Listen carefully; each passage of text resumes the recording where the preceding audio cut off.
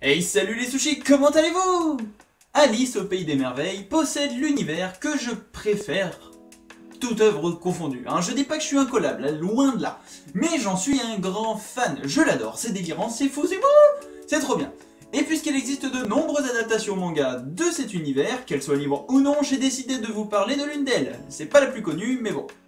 C'est bien évidemment Alice au royaume de cœur, si t'as vu le titre.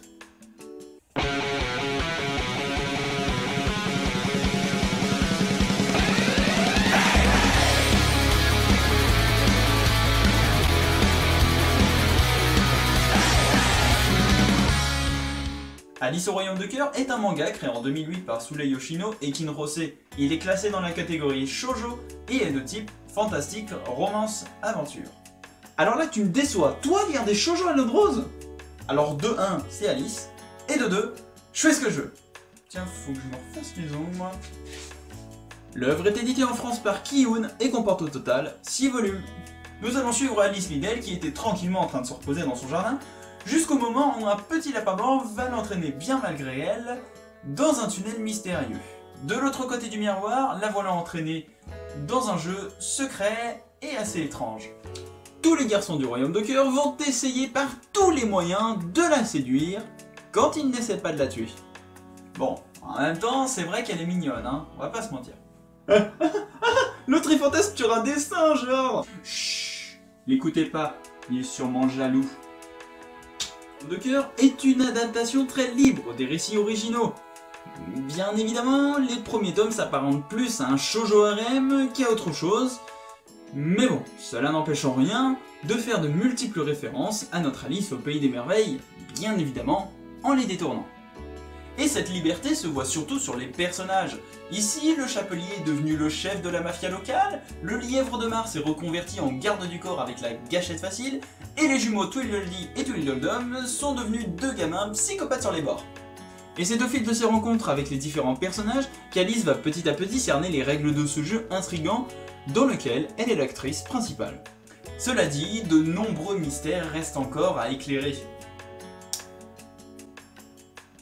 Notamment ce qui concerne les personnages, restant pour l'instant assez énigmatiques et réveillant sans problème notre curiosité grâce à leurs personnalités respectives, d'autant plus que certains en révèlent une bien plus sombre et profonde qu'il n'y paraît.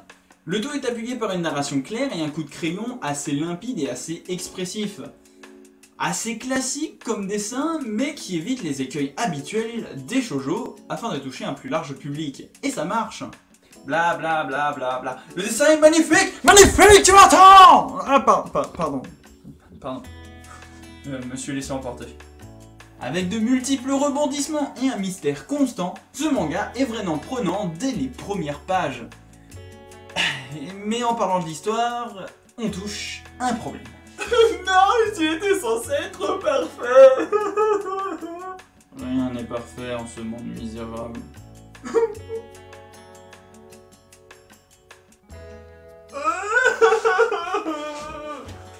On comprend moyennement certaines choses, notamment sur ce jeu dont il est question. Avec une histoire très passionnante et une histoire pleine de suspense, on ne peut pas le nier, au fur et à mesure des tomes, l'histoire est devenue de plus en plus floue. Ah mais sérieux, là, flouter l'image, bravo, très drôle comme blague, mentalité, c'est qui le monteur? C'est moi, merde. Même malgré ces petits hicks, ce manga reste très agréable à lire. Pour les fans comme moi d'Alice, je ne peux que vous le conseiller, et puis toutes les autres adaptations aussi, enfin, du moins celles que j'ai lues sont très bien. Et pour les autres, eh bien, je peux vous le conseiller aussi, puisque c'est très bien, je sais pas pourquoi je prends cet accent. Bref, laissez-vous entraîner par cette superbe adaptation délirante et délurée du mythe d'Alice. En espérant que cette vidéo vous ait plu, si tel est le cas, n'oubliez pas, comme d'habitude, de mettre un petit pouce bleu, de mettre votre commentaire pour savoir ce que vous en avez pensé, et pour discuter, bien évidemment, c'est toujours très intéressant. N'oubliez pas non plus de vous abonner pour ne manquer aucune vidéo et de suivre sur Facebook les actualités et autres trucs délirants. Il faut devenir fou, ma parole, pour survivre dans ce monde. En tout cas, moi je vous laisse, j'ai un petit lapin à aller chercher. Allez, tchuss les sushis, reviens l'espèce de...